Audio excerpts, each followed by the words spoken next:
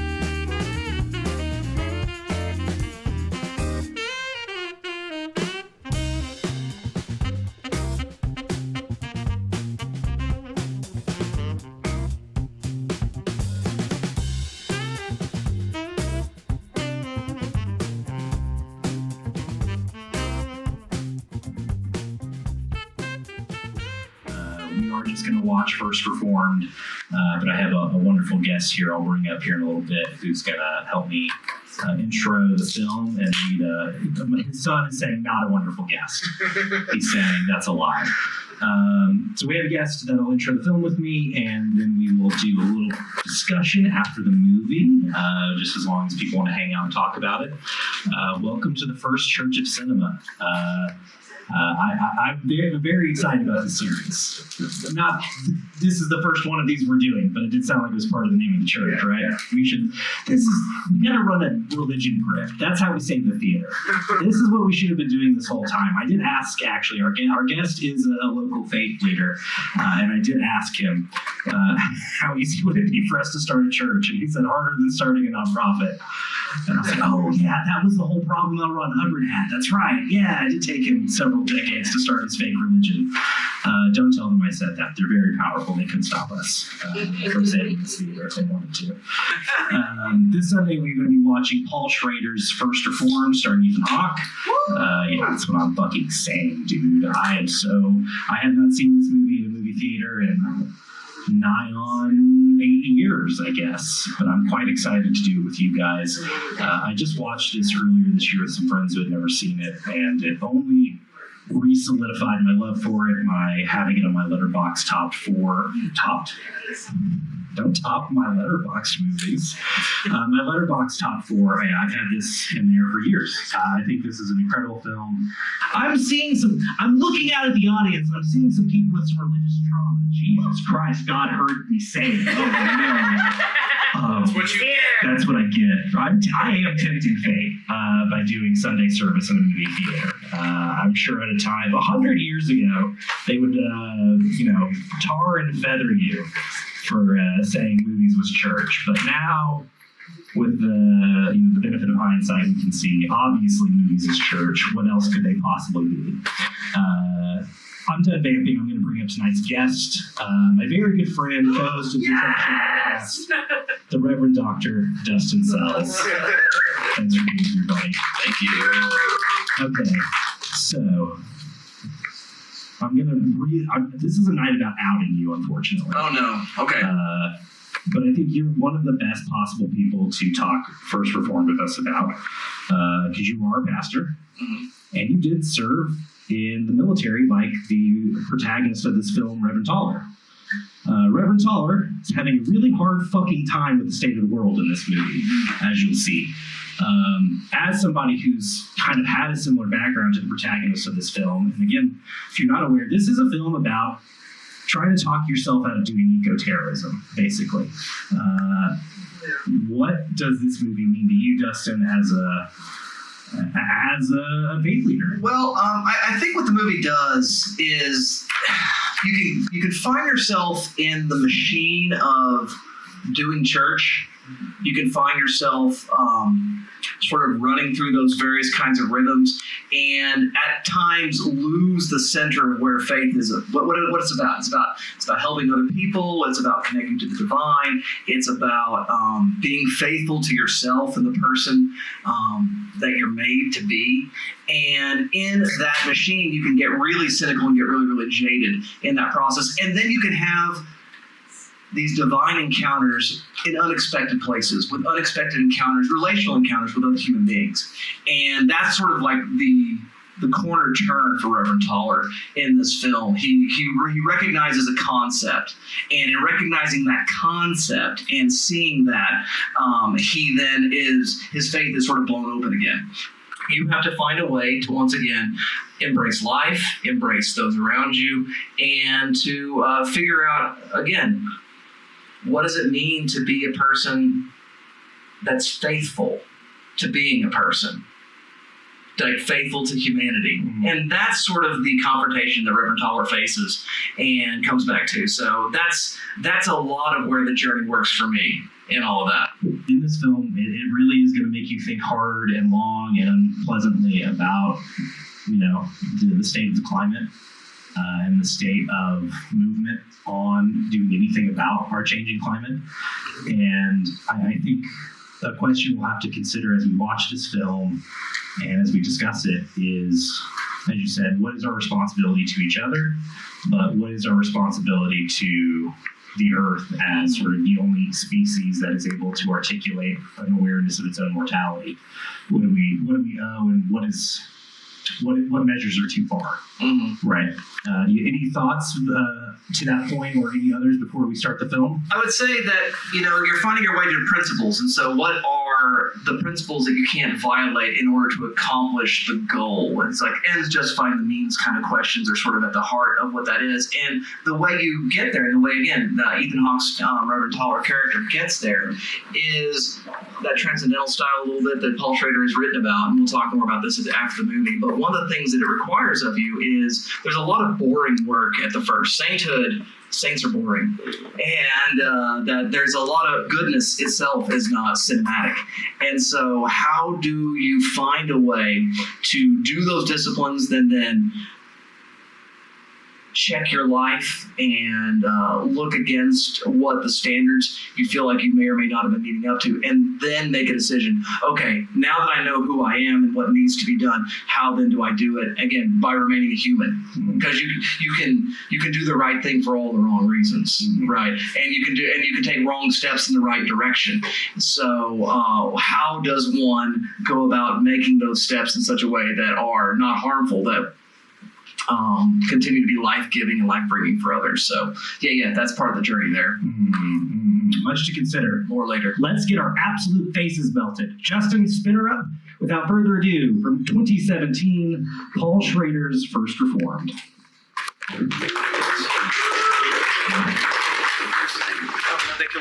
I guess so.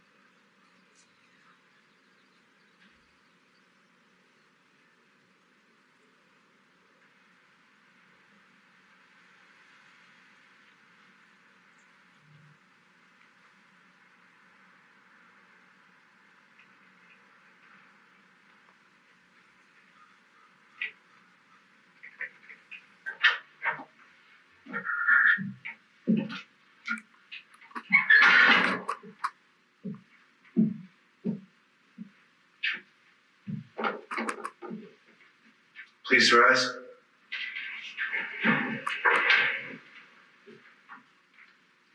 What is thy only comfort in life and death? That I, with body and soul, both in life and death, am not my own, but belong unto my faithful Savior, Jesus Christ. I think where we could start, Dustin, is a question I have for you. What do you think First Reformed has to say about the fundamental incompatibility of American capitalism and Christianity? So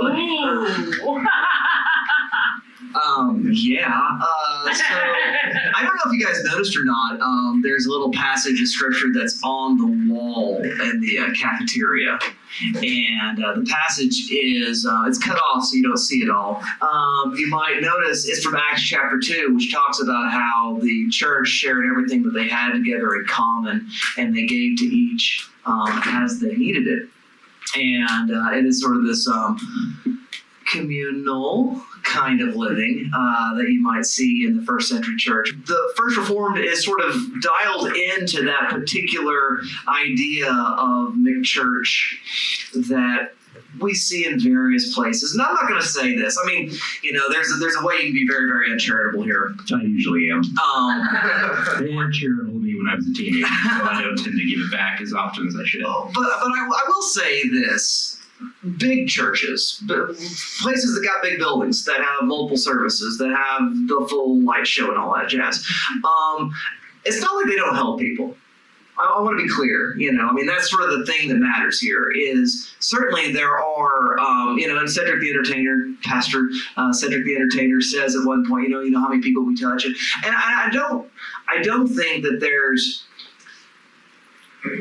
a total divorce within a system to see God's kingdom. I mean, I'm going to talk like a pastor today. I was brought like a clergyman, so I guess I'll be a clergyman, instead of a film professor. We'll do a little bit. That there's a sense in which God's kingdom has always operated under contested ground, right? I mean, we had the empire in the first century, and at times the church was less or more in bed with that particular empire, and still some good things happen. But when those bedfellows are made, strange children are begotten. Jessi, you had something? Oh, it was just you talked a little bit about it, but the shot composition, and I'm going to use a film school term, and I apologize in advance, but the mise-en-scène Sure. of, especially that conversation with Michael at the beginning, where the coverage is shot in a very specific way, where Reverend Toller has light and drapes behind him, and it's very home and holy imagery, and then behind Michael is just the hyperfixation of doomsday, and you never see Toller with that behind him until after Michael is dead, and you see it a little bit when he finds the will, it's half and half in the frame, and then when he's talking to her towards the end, there's a shot basically the same as Michael's angle in the conversation, but now it's Toller in front of all of the doomsday. It's just so cleverly blocked out, and there are a lot of things, you mentioned the church being very modern and ugly, but it's also a big vacuous space. Yeah, empty, yeah. Yes, it's totally empty. There's just you see these endless hallways, and you're what could this possibly be for? How many people do they have here? Cedric the Entertainer makes a comment about 5,000 seats in their church, which is just absurd. But yeah, there's a lot of just little things that I'm a big fan of the eye lamp. Oh yeah, it's a Picasso reference, I think, there from Guernica. Yeah, the eyes are the electric eye looking down. Anytime, an eyeball or an animal stands in for God in a movie, I'm going, yeah.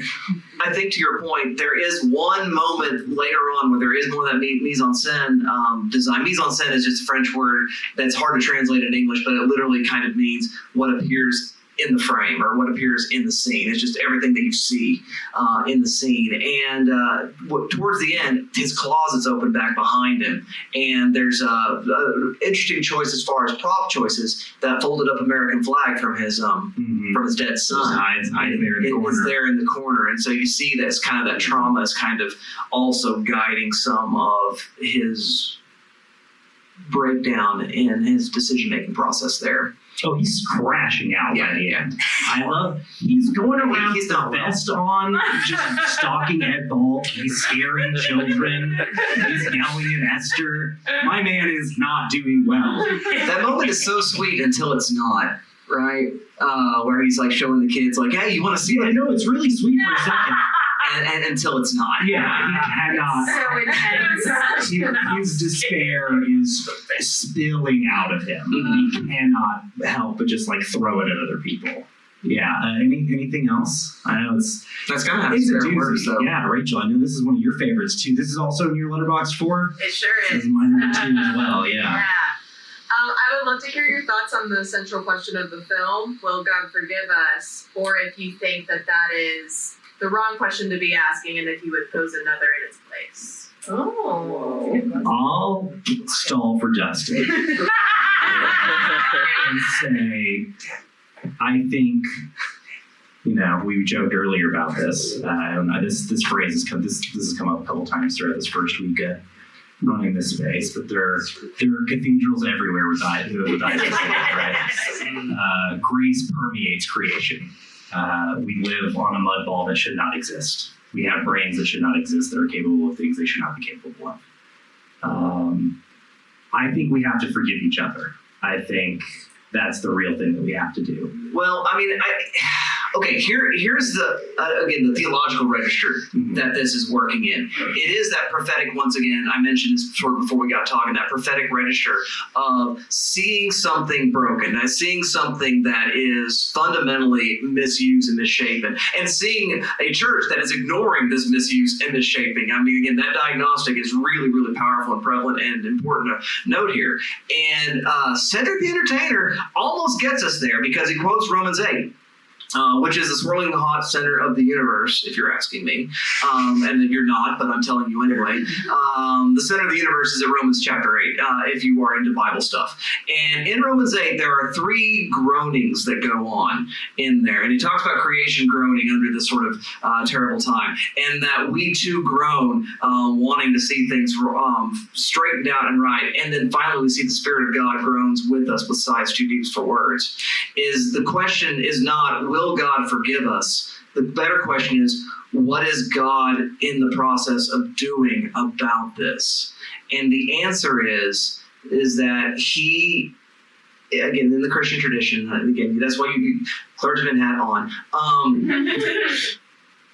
God in the biblical narrative is at work to redeem and to bring to justice that which is broken. And bringing to justice means, like, again, giving relief and liberation to those who suffer and are exploited, but it also means calling to account those who have done the injustice and the exploiting. What's I didn't forget the scripture, but Taller quotes it when he's sort of playing Destroy the destroyers of the earth. Yeah. That's out of Ezekiel, I think, but I wasn't sure of the reference there, but it felt like Ezekiel. Don't hold me to that.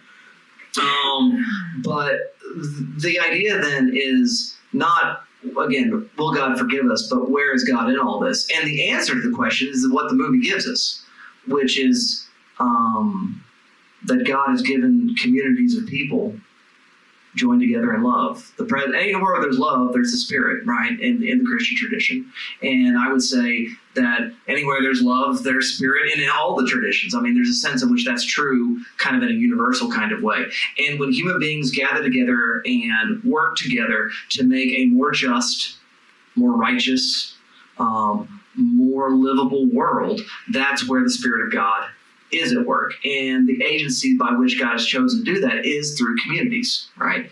In the Christian tradition, it's the church, but it's not just the church. It's any time human beings gather together and say, hey, how can we think meaningfully, deeply, and beautifully about things together? Well, I don't know, like in a movie theater. We might be having church a little today. That was the idea. That's the solution. Is not so much will he forgive us, he will call people to the point, I think, for their injustice. Yeah. Well, I think we've done some good work. Does everybody feel good? Yeah. I know Dustin was so radical, man. Yeah, he's cool. He's cool. Well, thanks for coming to Church of Cinema. This is the first one. Next Sunday, we'll be having a morning service. We'll be watching Monty Python's The Life of Brian. Talking about how one person will never save you. Always look on the bright side of life. And that's it.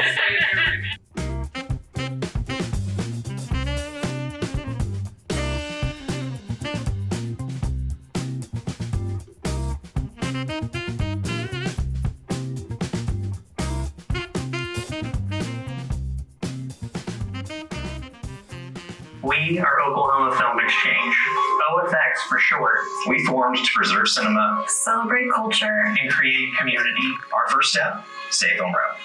The OKC Film Row District is named that because it used to be a hub for film production companies. The screening room is the very last part of this facet of history left standing that still has any ties to what it was originally used for. If we don't reach our fundraising goal, the lease on this room where so many memories were formed will lapse, and the space will go on to become whatever the next person who comes along envisions for it. Likely ending any kind of movie-based business existing in the last screening room in the country. So, we need your help. Our goal is to raise $100,000. Money which will go towards a guaranteed 2-year lease for OFX to program all kinds of film screenings, live events, media swaps, drag shows, and more. Any additional funds will be put into the future of the organization and the space.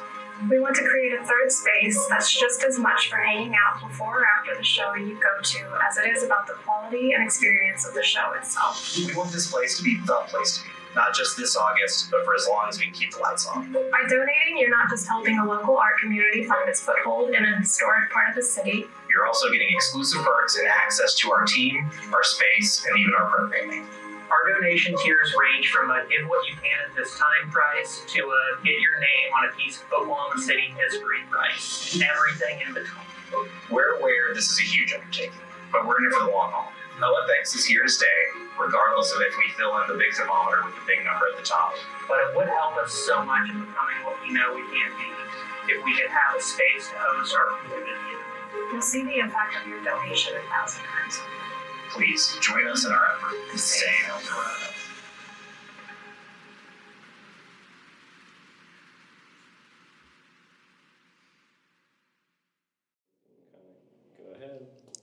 Can you tell us your name and how you are involved with the film community here in Oklahoma? I'm River Lunsford. I handle communications and operations for Oklahoma Film Exchange. I've been interested in film since I was a kid, and I got my degree in film and media studies from OU a couple of years ago. So I've been in it ever since.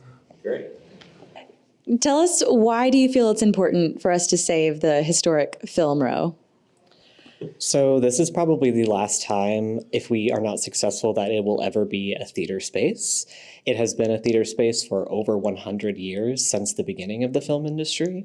And because Oklahoma is a burgeoning film industry, it makes sense that we should keep those ties, as preserved as possible. We also just lack many art house community spaces, and this is a great spot for that. Many people have told us that this is kind of their safe spot, whether it's seeing a movie or a comedy show or, anything like that. It's just really important to the community that comes here, and it would be a major loss if we ever lost it. Absolutely. Okay, and let's talk vision now. If we're successful and you end up saving the Paramount building, what does that look like to you? What kind of vision do you see here for this space? Yeah, so kind of the immediate plan is to obviously kind of preserve it as an art house theater space, but also open it up as a performance venue, whether that's acoustic shows, live shows, comedy sets like already exist here, drag shows, any sort of, we just want to create an accessible place for those performers to come because it's a great location. It's a smaller space if you're just starting out. And like I said, we just want to kind of keep cultivating that safer space. And I think a very personal mission for all of us is to program the things that we want to see, whether that's the performing arts, whether that's, drag shows or whatever, and providing that space for people. Also in film, supporting media literacy and challenging people and just holding great discussions like we did tonight. Awesome. There's another question I realized I'd like to ask you. Head of communications, you said? Okay, so what are some of the strategies that you all are implementing right now to kind of spread awareness and try to get more of the community focused in on this goal? I send a lot of emails, first and foremost. Our philosophy is just kind of like contact anyone and everyone. The worst people can say is no. And so that has been anything from contacting local businesses, whether they want to promote us or sponsor us or support us in any way. The response has been overwhelmingly positive. People really do want to save the space, which I think is very heartening to all of us. And also just people outside of our network, like outside of our friends, outside of local businesses. We've been talking to a lot of film distributors about it. I've contacted directors and writers to show certain films, and I explain kind of our mission and what we're doing, and they're like, that sounds like a great cause. Yes, of course you can screen our film. Didn't think that would ever happen. So the strategy is really just reaching out to anyone possible and seeing what sticks. And we've had a great response so far. So, yeah. Awesome. Okay, and I think last question. How can someone learn more about the Oklahoma Film Exchange and this campaign? Yeah, so to learn more about us, you can go to savefilmrow.com. That has everything about us and our mission and as well as our campaign. That's where you can donate. That's where you can learn more information. Also our social media, that's just at Oklahoma Film Exchange on pretty much everything. And we've had several news stories. So honestly, just Google us and you'll find something about us. So yeah. Awesome. Thanks so much, River. Thank you. Yes, thank you so much. Thank you. That was awesome. I can't do this. I can't stop laughing. I'm goofy. You are goofy. You guys see you tomorrow. Ready? Okay. Yeah. Hi, can you tell us your name and how you are involved with the Oklahoma Film Exchange? Oh, yes, I can, Holly. I'm Jessi Kyle, and I do number. I am an accountant by day. So I'm doing a lot of the money, tracking the general ledger, stuff like that. And I am programming a little bit. I'm showing Cannibal the Musical, Monday, August 11th. I don't know when this will be out. And we're seeing a film I was in on August 9th, Saturday, Chicken House. Come check it out. Thank you. And can you tell us about how else you are involved in the film community? I love movies. I like to be in movies. We're filming a short film right now, which you might not see me part of August, which is sad because we're working really hard this August. So I can't be here as much as I like. I like watching movies. I've been down here a lot to see local movies. The first thing I saw here was Mickey Reese's broadcast. So that was cool to see like a local filmmaker first time in this space. But yeah, it's fun. I love movies. Awesome. Okay.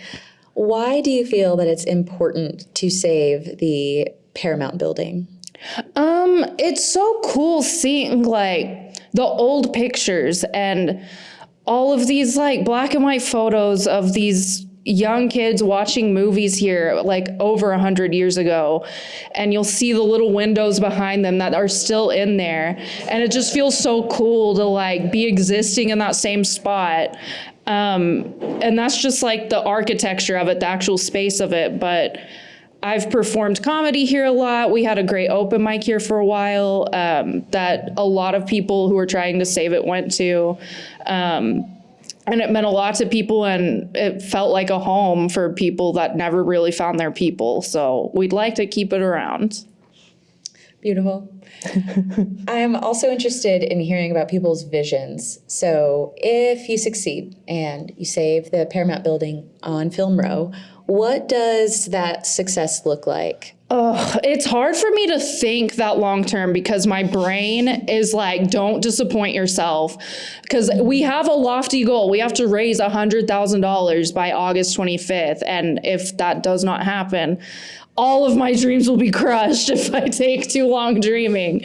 But one of the big events I personally want to do, if we save it, will be showing Frankenhooker and have a costume contest for that and have a burlesque show after. So that's just a very specific event that I would like to do should we save it.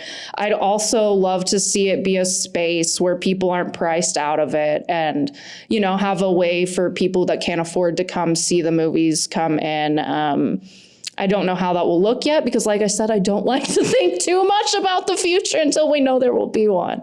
But I just hope it's a space for everyone and they can love it as much as we all do.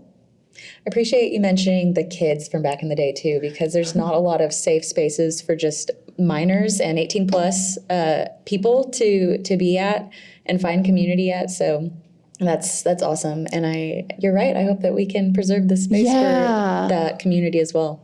I do too. I met some skaters on the street the other day that were just walking by and I was like, hey, you guys look cool. Do you want to come see the theater?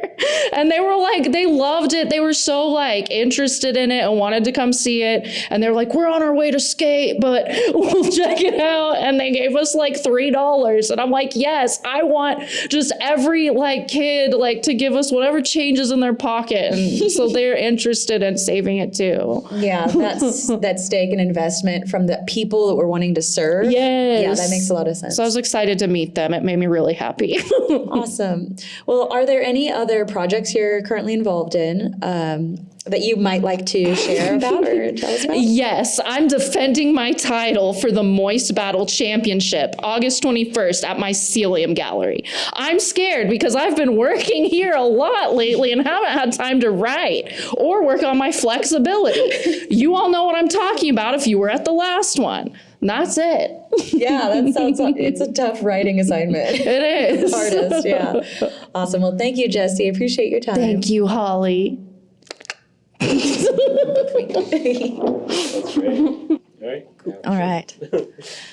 Thanks for being here with me. Can you tell us your name and how you are involved in the film community here in Oklahoma? I'm Hannah Collins, and I'm a supporter of local art, and I actually worked in this building for 2 years under the previous owners and really fell in love with the space. That's awesome. Can you tell us anything about the Oklahoma Film Exchange and that project? Well, we are a bunch of artsy weirdos with a dream to save 100-year-old theater and not only keep it for its original purpose of discussing film, but make it a place for anyone to come in and see something weird, new, or something old, and just appreciate it with their friends and maybe meet new people. I like to hear you talk about seeing something weird. I know that you're a big lover of interesting oddities and anything that kind of spikes the imagination. Can you talk a little bit more about the importance of being exposed to new things? Yes. Some of my favorite films are things that, well, when I worked in this theater previously, anytime I saw somebody leave a movie or try to get a refund, I would think that's something I need to see. And I've never regretted that. One of my favorites that I got to watch in this space by myself after a shift was Sasquatch Sunset, and being able to watch a film with no dialogue, except aside from a bit of music here and there in it, was just really profound. Like, it's a really special experience to be alone in this room and watch a movie and feel like 100 years worth of people have sat in this room and felt things, seen things, and enjoyed themselves watching movies. That's beautiful, that historical aspect of it. Can you talk a little bit about the plan to save the building? Yes. So the building owners have agreed that if we raise enough money to cover the lease for 2 years, it's ours. And we did the math, and we're going for $100K, which is a little more than what the lease would be because we left about $20,000 for us to upgrade equipment and potentially make the space more accessible. It's a lofty, huge long shot goal, but then in 72 hours, we have made $10,000 on our Indiegogo, and I'm baffled. I'm so excited. I'm trying to guard my heart and not be totally crushed if we fail because it is a long shot. But we might do it. I'm really excited too, and it's great to hear that there's a plan beyond just paying the lease, especially accessibility. That's really important to the kind of community that I know that you all want to be serving. So I'm really excited to hear that as well. Can you tell me what made you specifically want to get involved with the Oklahoma Film Exchange? Well, my husband and I hosted Dalton and Becca for dinner, and Dalton mentioned that this crazy group of kids, 30-year-olds, were trying to save this space, and I thought I would never set foot in this building again, and I asked, how can I be a part of it? And he invited me to the next meeting, which is actually where we came up with the name of it, the Oklahoma Film Exchange, and it all just cascaded from there. Beautiful. All right. What do you hope to see from the screening room if this campaign to save the Paramount building on Film Row is successful? I'd like us to show as many unique and local things that we can. Awesome. Okay, great. Thanks for your time, Hannah. Really appreciate it. Oh, thank you. That was awesome. Thank you. Okay. Thanks for being here with us today. Can you tell us your name and how you are involved with the film community in Oklahoma? Yeah, my name's Dalton Stuart. I have been a film critic here in Oklahoma City for 13 years in addition to my day job.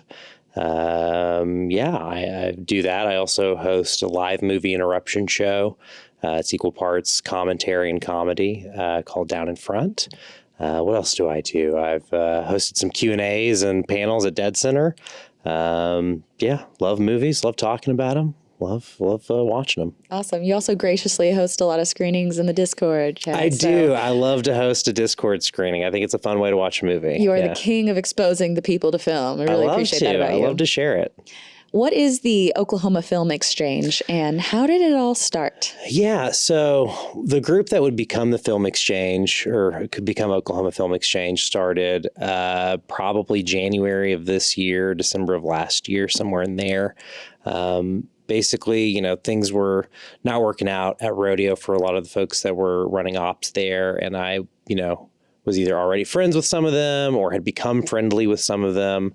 Really, one of the key figures was Justin Jane. He was making sure, he and I talked a lot as I was doing Down in Front because he was the social media manager at Rodeo and I was doing Down in Front. So he and I had gotten to be pretty good friends, and we knew we wanted to sort of do something different. We respected and liked what Rodeo was doing, but we knew there was a need for something else. And so we started talking about trying to get all of these different screening groups that some of us were involved in together under one umbrella, and basically starting our own art house and just trying to do pop-up screenings, really inspired by micro cinemas like Hyperreal out of Austin. And they had a pop-up screening startup model too. They just generated interest in the community, and eventually, bought an old strip club and turned it into a movie theater, after, years of just getting involved in the community and raising interest and awareness and money. So we thought that's what we were going to be doing for a while. And then we found out that Rodeo wasn't going to be able to keep taking care of the Film Row screening room. There's been this question mark hanging over it this year, just because they haven't really had the staff to program or run it, as far as I know. Just from the conversations I've had, it just sounded like they had struggled for a while to figure out what to do with the space. And so they hadn't really been using it, and we found out when they we found out that when they weren't going to be able to renew the lease, that the building owners aren't really interested in keeping it a screening room. So with Rodeo's lease ending on August 31st of this year, the building is requiring them to remove everything that makes it a movie theater. Chairs, sound dampening curtains, the screen, the projector, it's all got to go. So when we found out about that, we were like, oh, wow, okay, well, somebody should do something. So, and we had talked about, when Rodeo wasn't using the space, there had been this question of maybe we try to take the lease over from them, and we didn't really have the finances in line yet. We hadn't really quite figured out what we were yet, so that didn't really feel like an option for us earlier in the year. And then we found out what the ultimate fate of the screening room would be if we didn't do something. So we just kind of sprang into action, realized we had about a month to organize a fundraising campaign. We found out what it would take financially to take over the space from Rodeo, from the building owners. And then we just got to work, trying to put together this fundraising campaign and trying to put a month of programming together. We reached out to Rodeo and kind of told them what our plans were. And Alex Picard over there has been a huge help to us as far as just letting us sort of run the space as we want to run it for the month that we have it. It is still their room until the end of August. And so they are just letting us take over and sort of show the community what our vision for the space is until hopefully we raise the money to fully officially take over it. Yeah. That's a long answer, but yeah, thank that's you. sort of It's where really, we're at. No, it's really helpful to understand the situation in some detail. And I think next, let's talk about the why. So let's talk about the Paramount building. Can you tell us what makes it so special and why it's so crucial to save this place in particular on Film Row? Yeah, so without this building, Film Row is just a name. It doesn't really mean anything anymore. This is one of the 37, or I always get this number wrong. It's either 37 or 38. You'll have to forgive me. But one of the original film exchanges that was built in the United States in the early days of the cinema industry. Before we were really thinking about movies as an art form, they were just a new novel entertainment, and things didn't open, in the same way they do now, where, August 15th, we were all going to see the same thing all across the country. It wasn't like that. That's fairly recent. That doesn't come about until the 1970s. In the teens and 20s, these film reels would show in Chicago and LA and New York, and then they would kind of just start being shipped by rail across the country. You couldn't fly film, it was too dangerous. And then the exchanges, speaking to that point of film being dangerous, had to be built with very specific specifications with bank level vaults to store the film because the nitrate film in those early days was extremely flammable. And if you had a bunch of it together, it would of course be a huge explosion. So this very building we're in has a huge vault underneath it. And the projector booth up there has an escape hatch for when they used to run films in here and it was dangerous to do so. There's an escape hatch in the projection room in case, from back in the day, in case a fire were to break out during a screening. As far as we know, this is not only the last active screening room in a film exchange, it's the last film exchange that's standing. Bradley Wynn was here earlier today giving a talk on the history of this particular building and the OKC Film Row district. I wish I'd gotten to, it's been a very busy day. I didn't get to go to his talk because I would have, tried to soak up as much of that history as I could have. But he definitely has been a huge help to us in our efforts, just kind of cluing us into some stuff we didn't already know and teaching us a little bit more about the history we're trying to safeguard and preserve.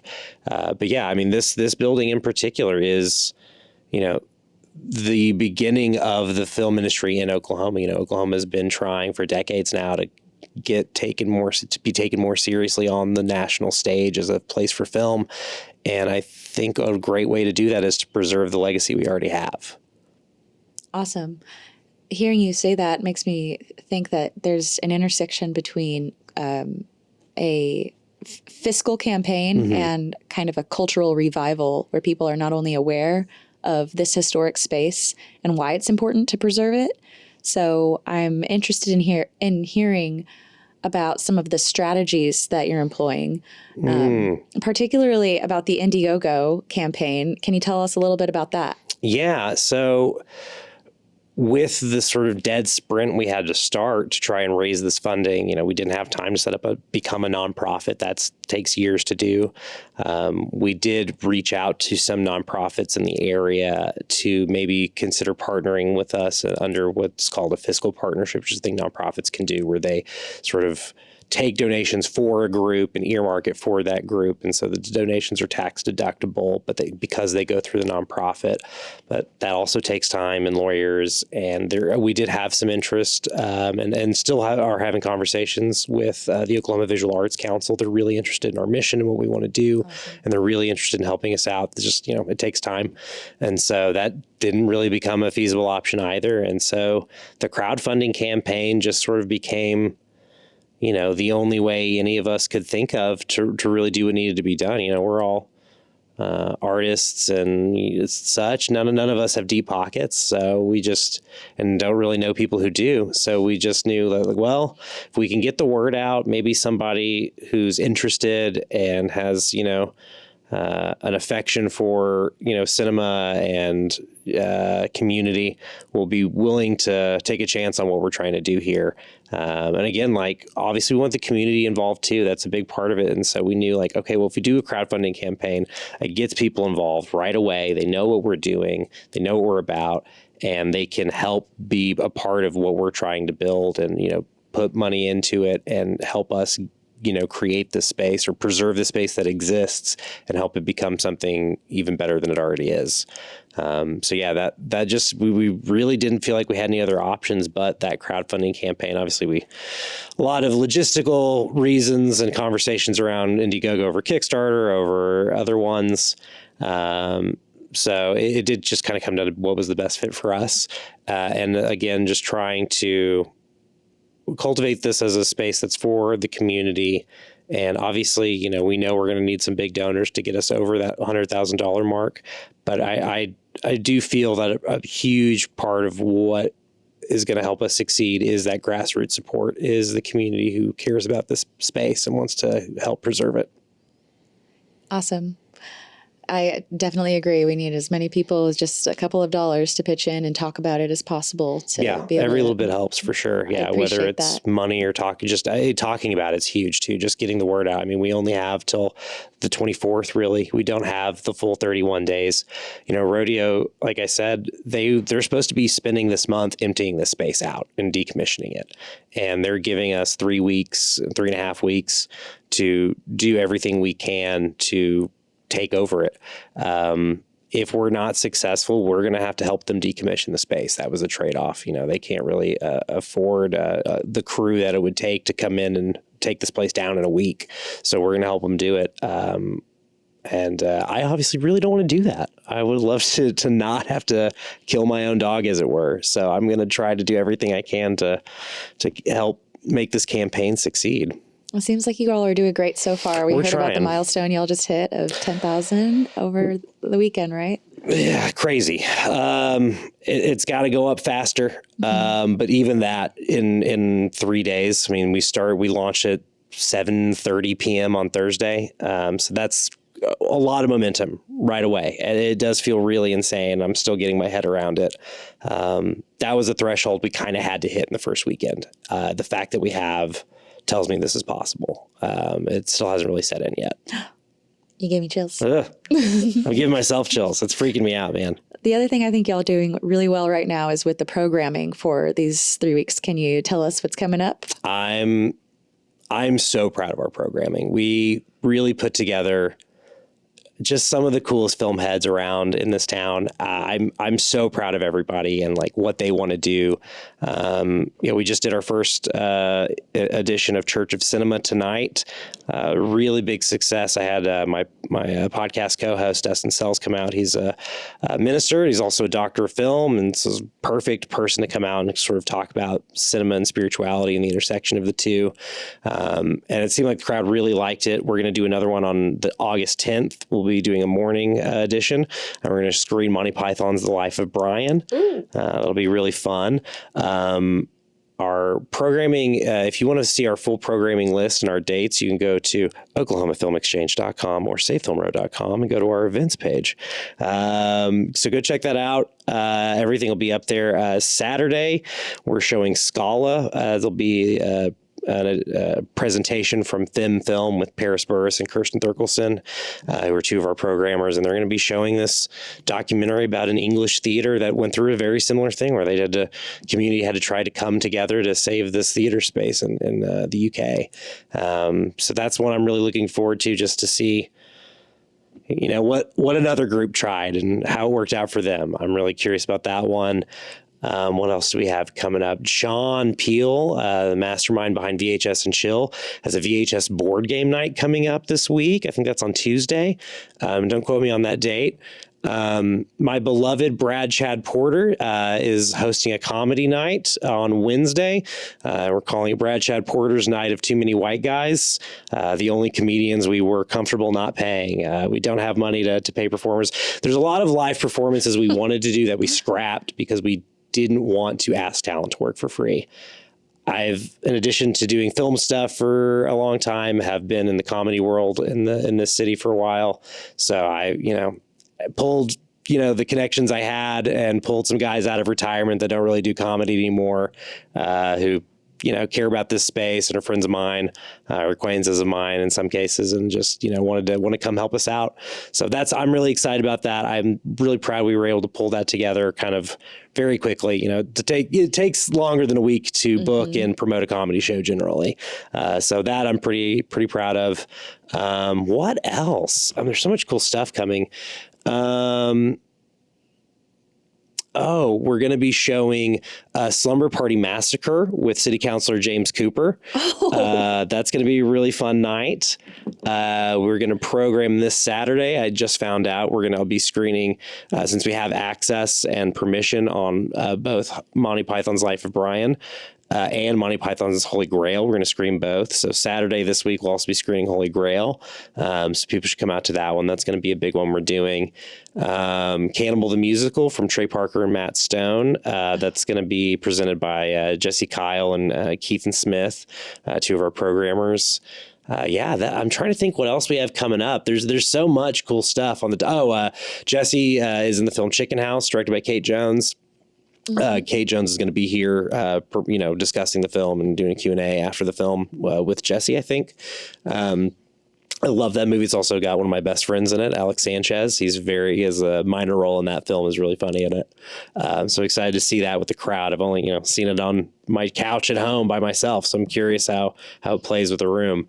It's going to be a really exciting month as far as something different every night. We really did try our best to not go too focused one genre or the other on anything we were doing. We really wanted to, in the time that we had, show people what we envisioned for our programming. And I'm really proud of what we put together. Me too. I'm really proud of the work that you all have done in such a short amount of time. It's incredible. It's been a lot. It's a lot of plates. And the thing about spinning a lot of plates is sometimes you think one is under control and then you stop spinning it and forget about it because it's spinning on its own, and then they stop doing that.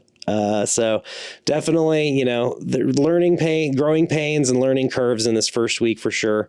It was not without mistakes on my part, and I'm happy to admit that. It's an exciting process, but we are building the airplane as we're flying it. So a lot can go wrong, but I think we've done a good job of, as jugglers, picking which balls we're dropping. We're dropping rubber ones, not glass ones. So it's all good. Yeah. It's all working out.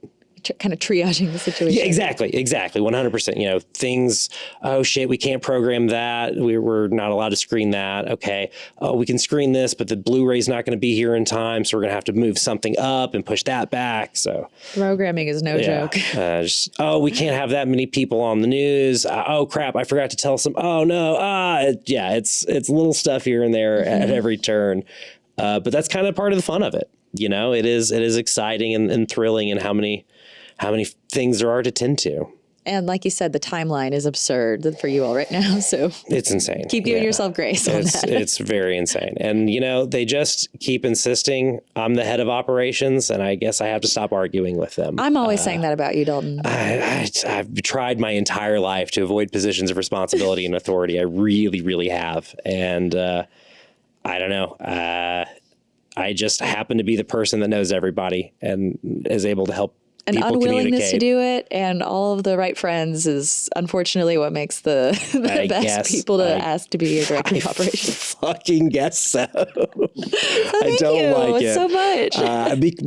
And I don't mean to demur. Like why I say that is it has been very important to OFX as we have been creating this group from the first meetings we were having, but especially as we've started getting very serious.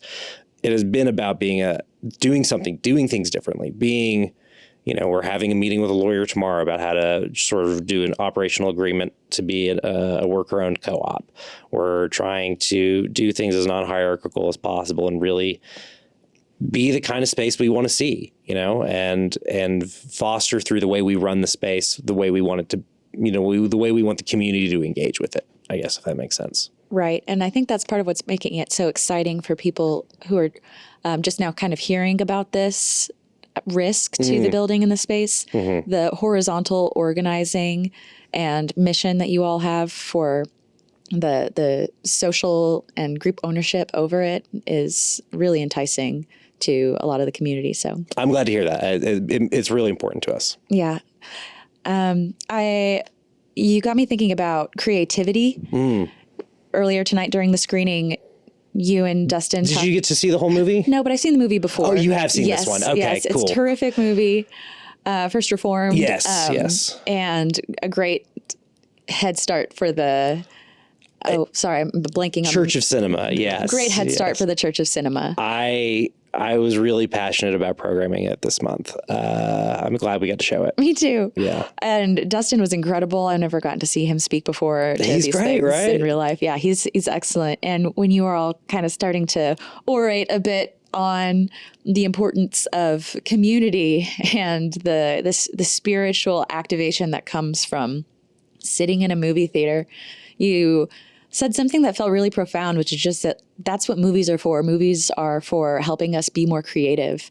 Because we were talking about, in a larger scheme of things, hope and forgiveness and in like the context of political atrocity. And the movie, so much of the film is about despair. So to hear that pointed out, the legitimacy of these spaces and cultivating community and cultivating space as a means of reconnecting to our own humanity just felt really poignant to me. So I appreciate the selection that you guys made and the points to which you guys hit on during your Q&A afterwards. Thank you. That means a lot. I'm being tongue in cheek with the Church of Cinema thing, but I mean it. I also mean it. Movies are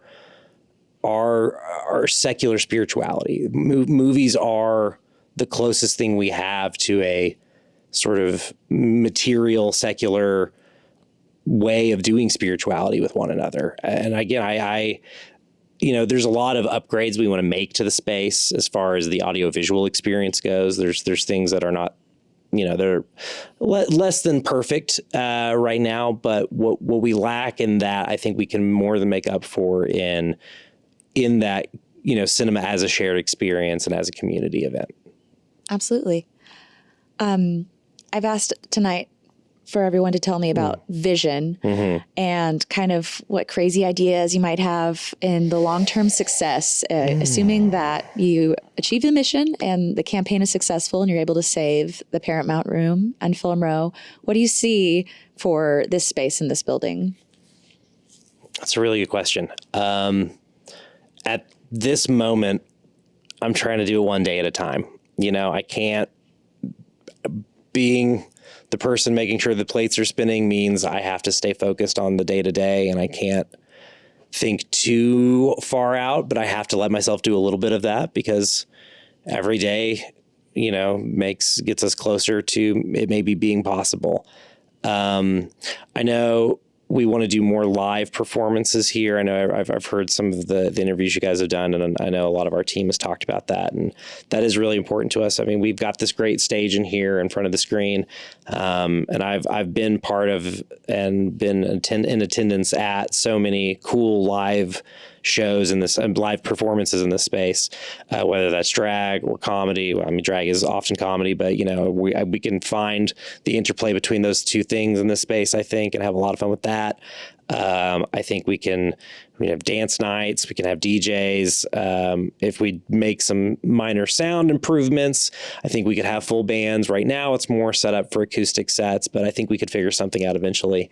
Again, it really is, I mean, it's got kind of this pit we're sitting in right now below the main auditorium chairs. Like, it kind of gives us some modularity to the space where we have these big plush armchairs, and we love these chairs. We're thinking about keeping them for a while and maybe upgrading them and doing something similar to what already is. We've also talked about getting some church pews in here for church center, but also because that's a good seating solve. That's, again, allows us to take them in and out of the space, but seat a few more people in the pit. But then, I mean, yeah, look, I can't pretend I don't want to see a punk show in here, right? Like, this is this little... I knew it. Admit it. This little spot right here is, it would sound terrible, but sometimes that's the point. That's punk, baby. Exactly. I know my lawyer is going to want me to make people sign waivers on that. I can tell you that much. You're going to want that as well. Yeah, she's taking care why. of us for sure. Awesome. But yeah, I envision a lot of cool stuff being possible in this room if we're able to hold on to it. Great, and I'm glad to hear you're staying focused. That's the right answer. Okay, I think lastly would like to ask about any personal projects you might have going on or have had going on, or after the next couple of months, if there's anything you'd like to tell us about. Well, no matter what happens, the first 2 weeks of September, no one's going to see me for a while. I'm going to have to power down for a little bit. I'm going to have to smoke a lot of weed and play a lot of video games and be off the grid as far as who's allowed to access me. I got you. That said, speaking of, we gotta play some more Baldur's Gate together. Adding that to my calendar right now. I know I want to keep doing Down in Front. OFX isn't going anywhere. We are going to keep doing pop-up screenings. We will have a space. Hopefully it's this space. If it's not, we'll figure something else out. We're not going anywhere. I'm going to keep doing Down in Front. We had a really successful one as our first main night on Friday. It was so much fun. I don't have any more on the schedule right now. We've talked about one show that could potentially be turned into a Down in Front, or sort of like a co-production thing. We'll see if that happens, but I'm going to keep doing that show because I think it's so much fun to do. And it gives me an excuse to work with lots of cool people. I used to do with Alex Sanchez before he moved. And it's been really fun to bring in this rotating cast of co-hosts to just watch different stuff with me and see how different people react to different things. I'm going to keep doing Good Trash Honor Cast. I've been co-hosting that show since 2012. They'll have to kill me to stop me from doing that. It's just what I do on Sundays, or Fridays sometimes, depending on what our schedule looks like. Just love the guys I do that show with a lot. And that work means a lot to me. So yeah, at Good Trash Media all over the internet. Go listen to Good Trash Honor Cast. We've been talking about the movies you wouldn't discuss in a film studies course in a film studies type way for over a decade, over a baker's dozen years at this point. This September, very crazy stuff. What else? That's what I've got going right now. I can't think of any other things. Working on some projects I'm not ready to talk about, but there's other irons in the fire. Great. Well, I did remember another question. I wanted to say. But also, I love your podcast. I can talk to you forever. I love learning so much about how to think critically about film and learning new technical terms. Wait, you listen? I mean, when I can. I can't. Anytime one of my friends tells me they've listened, I'm just like, what are you talking about? You just talk to me. You don't need to listen to that stuff. I mean, we know the coolest people. There's lots of great podcasts. I don't have time to catch every episode every week, but it's a great idea. So every episode I have been able to tune in for has been excellent. Oh, I'm so glad. Thank you. That means You're welcome. And I also want to know, so if people want to get involved and maybe they want to get involved with the Oklahoma Film Exchange, maybe they want to donate fiscally, maybe they want to donate time, maybe they just want to learn more about it and spread word of mouth. How can people learn more about the Oklahoma Film Exchange, and how can people get involved with saving the Paramount Room here at Film Row? Well, you can go to oklahomafilmexchange.com. We've got a good website right now that, kind of shows you who's working on it and how we're organized. Or savefilmrow.com. Both will get you where you need to go. There's a big donate on Indiegogo button right there on the homepage. So yeah, go to savefilmrow.com and you'll find how to contribute financially pretty easily. You can also email us, oklahomafilmexchange@gmail.com. If you've got some thoughts for us, hit us up. Yeah, that's the main ways. At Oklahoma Film Exchange on all the socials. We're very active on that stuff. Our social media monster Cam is, well, without peer. Cam is cracking me up. God level. Yeah, Cam has got me rolling. I knew they were the perfect person for the job, and they're doing so good. We would not be where we are at without. I mean, this whole team's incredible. I feel so fortunate to have been part of this group that came together, and it's just a really cool group of people. It only works because everybody's doing their jobs that they're good at. I've fully lost what the original question was. I'm just talking about my team. I know. I distracted you. Again, if you want to learn more about that incredible team I was talking about, go to oklahomafilmexchange.com. And again, email us at the Gmail. savefilmrow.com. We'll get you to those financial links. And again, just spread the word. Make sure people are aware of what we're doing any way you can. Every bit helps. It really does. Thank you so much for your time tonight. Thank you, Holly. Dalton Stuart, really proud of you all. Awesome.